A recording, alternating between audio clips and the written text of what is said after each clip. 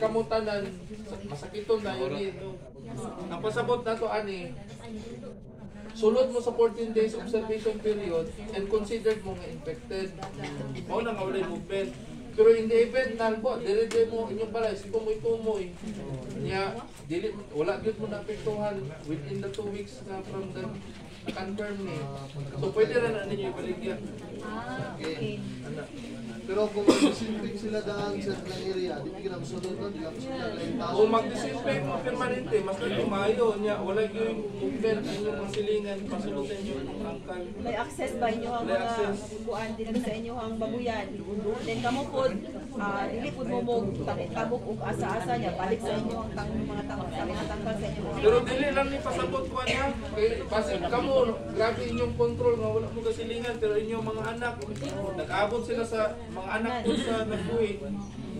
So